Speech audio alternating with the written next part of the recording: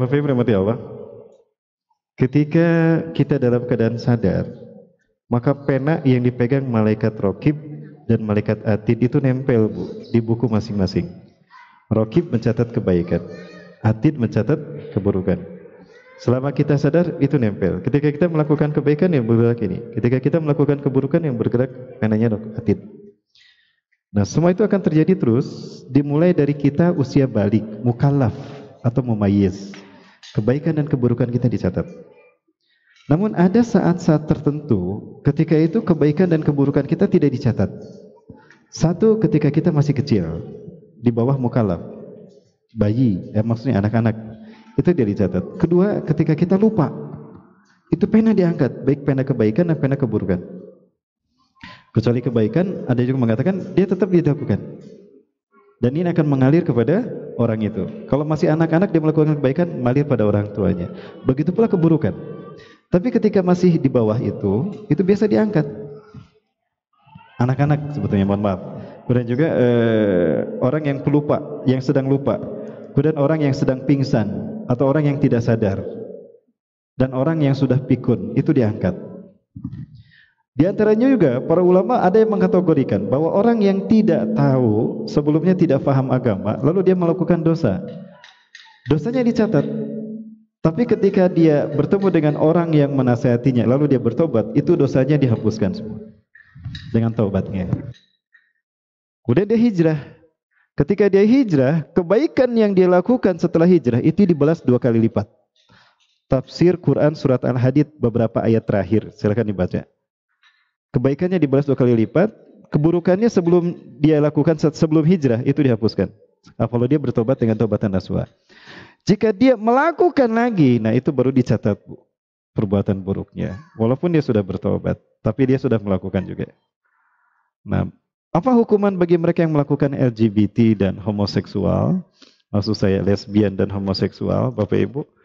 Hukumannya adalah apa yang diperintahkan Rasulullah SAW. Idza wajadtum qauman ya'maluna bi amali qaumi Lut faqtulu al-fa'ila wal maf'ula bih. Jika kalian menemukan kaum yang melakukan perbuatan kaum Nabi Lut, baik laki-laki atau perempuan, bunuhlah pelaku dan korbannya. Bunuhlah pelaku dan korbannya. Dua-duanya harus dibunuh. Loh, Ustaz, kalau pelaku wajar dibunuh, tapi kalau korban, Bu, pelaku itu korban dulunya. Pelaku itu korban dan korban itu akan menjadi pelaku.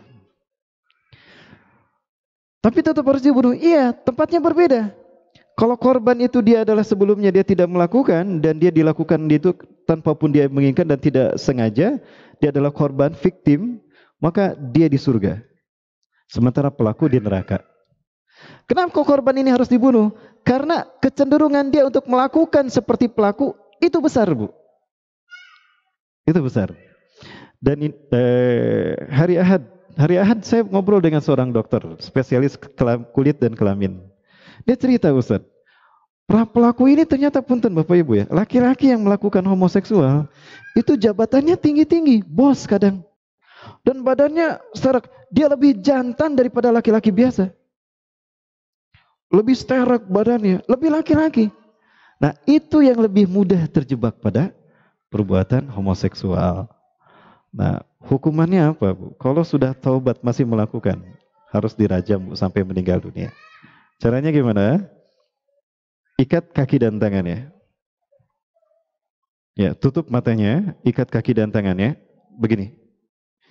Digotong, dibawa ke bangunan paling tinggi. Bawa ke bangunan paling tinggi, dijatuhkan, kepala di bawah, kaki di atas. Jatuhkan. Sudah jatuh, lempari dengan batu sampai meninggal dunia. Terserah dia apakah sudah menikah ataupun belum.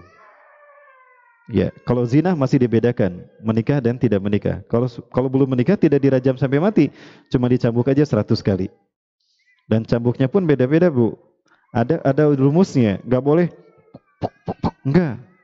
Atas bawah, atas bawah, atas tengah, tengah bawah, tengah atas, tengah bawah, tengah atas bawah, terus seperti itu. 100 kali. Dan tidak 100 kali langsung, tidak. 10 kali dulu. Suruh dia meregangkan badannya supaya sarafnya bisa kembali lagi tertutupi oleh getah beningnya, darahnya kembali mengalir. Seperti itu. Ada hukum, ada aturannya. Nah, tapi kalau sudah terjadi perbuatan itu dan dia sudah berhijab, apalagi sudah jadi guru ngaji, Bu, masih melakukan itu, hukuman itu sudah berlaku begitu. Tobatnya itu begitu, Bu. Selama tobat itu tidak dilakukan, nauzubillah. Ya, beritahu aja, Bu, hukumannya, maka beliau akan berhenti. Kalau beliau datang kepada ustadz minta dihukumi, akan diterapkan. Tapi kalau tidak, cukup dia dengan Allah. Di dalam Islam, ketika ada pezina hukumannya rajam. Misalnya dia sudah menikah. Sini kamu saya rajam. Enggak, Bu. Itu kalau dia datang sendiri minta dihukumi. Kalau nggak dihukumi, ya urusan dia dengan Allah. Islam itu tidak mengejar-kejar. Kamu zina ya? Sini, kami rajam. Tidak. Kesadaran mereka untuk dihukum dengan hukum Allah. Kalau tidak datang kepada Allah untuk dihukumi, ya terserah dia dengan Allah. Dan Islam ini tidak kejam dengan hukuman ini. Ada seorang wanita datang pada Rasulullah SAW. Ya Rasulullah, aku telah berzina. Ya Rasulullah, qad zanaitu. Ya, tatahayal biha. Apa engkau hanya berhayal? Engkau dalam keadaan tidak sadar. Sadar ya Rasulullah, saya betul-betul berzina. Sumpah kamu demi Allah? Demi Allah ya Rasulullah. Hatta ataki di anna Allah rabbuk wa anni rasuluk. Apa Rasulullah? Apa kau yakin Allah Tuhanmu dan aku utusan Allah? Iya, aku yakin. Ucapkan. Mengucapkan 2 kalimat syahadat tuh wanita tadi. Baik, pulang. Loh, kenapa ya Rasul? Aku tidak dihukum. Aku sudah bersyahadat. Nanti nunggu kamu hamil. Kalau kamu hamil berarti buktinya. Kalau ternyata dia berzina dan tidak hamil, gak dirajam tuh, Bu.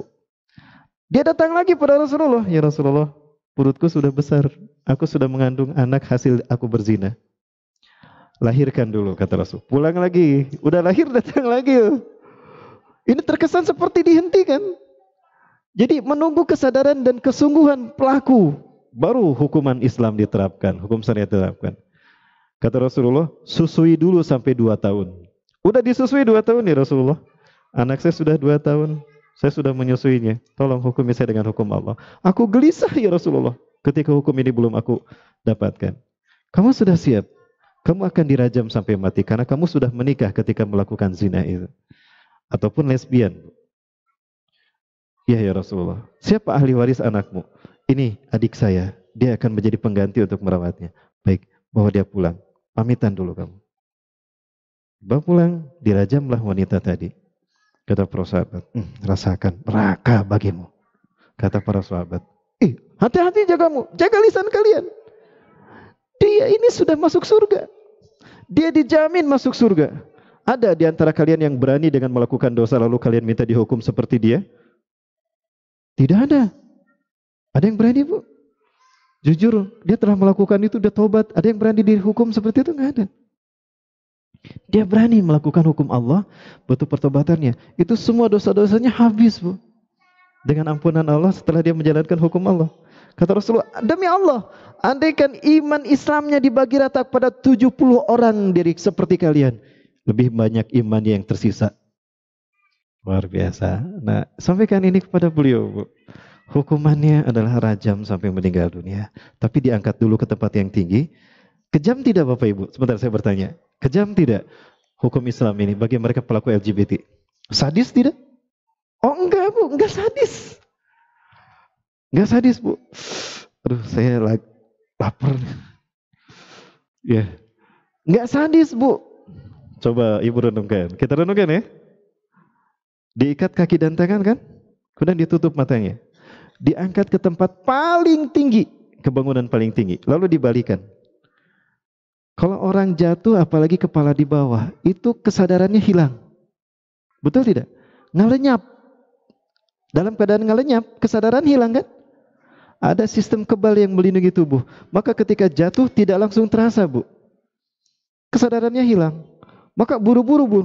Supaya ketika dia tidak sakit, ketika kebalnya masih ada, itu dia sudah meninggal dunia. Tidak terasa sakitnya. Tidak percaya, silakan buktikan. Saya pernah jatuh, Bu.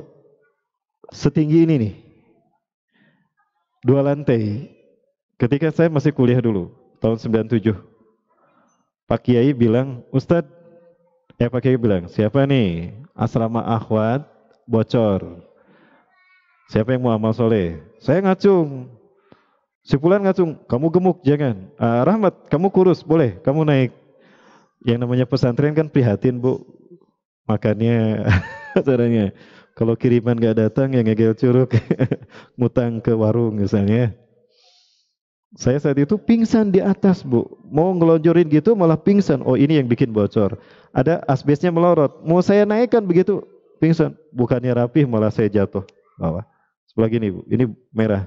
Saya nggak merasakan bagaimana saya membentur. Teman-teman bilang saya membentur kepala saya dengan keras ke lantai. Kepala saya di bawah. Saya tidak merasakan sakit bu. Saat itu saya sudah pingsan saja. Saya tidak merasakan bagaimana saya melayang. Makanya ambil ke tempat paling tinggi supaya kesadarannya hilang. Ketika dia hilang, kesadarannya hilang. Ketika terbentur, sakitnya tidak ada. Saya tidak merasakan sakit, kepala saya terbentur. Teman-teman bilang, kamu bangun mat, itu asbes pada berjatuhan. Kamu niban ke bawah, kepala kamu terbentur keras.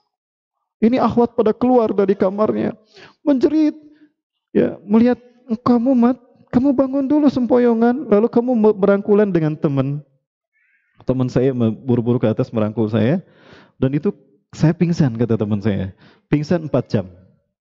Lalu saya dibawa ke Rumah Sakit Karyadi di Semarang, karena saya kuliah di Jawa Tengah, di Demak, dekat ke Semarang. Saya sadar-sadar setelah saya di rongsen, ini sakit bu, ini agak retak, dan ini retak. Saya nggak merasakan bagaimana sakitnya kepala saya terbentur, enggak. Ketika saya jatuh. Cuma segini, apalagi ke tempat paling tinggi. Sadis tidak bu? Sangat meringankan sekali. Luar biasa. Kelihatannya kayak sadis, tapi tidak. Dan inilah hukuman yang terbaik dari Allah. Udah gitu dosanya hilang. Baik, barangkali itu dulu Ibu. Terima kasih.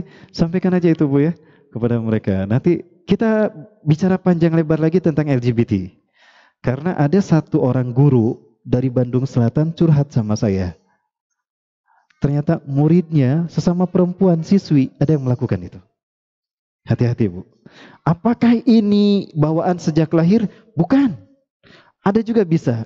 Tapi yang normal pun lahir normal. Itu bisa kena. Bisa kena.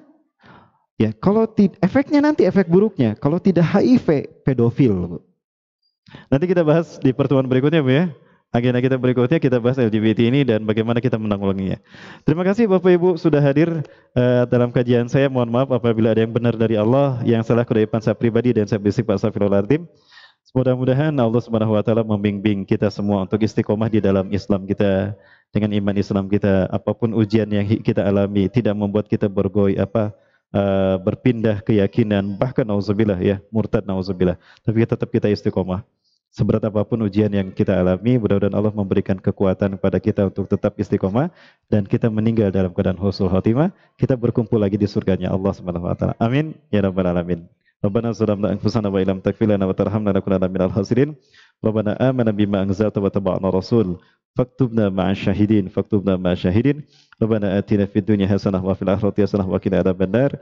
Subhana rabbika rabbil izzati amma yasifun. Wassalamu ala mursalin. Alhamdulillah. Terima kasih. Assalamualaikum warahmatullahi wabarakatuh.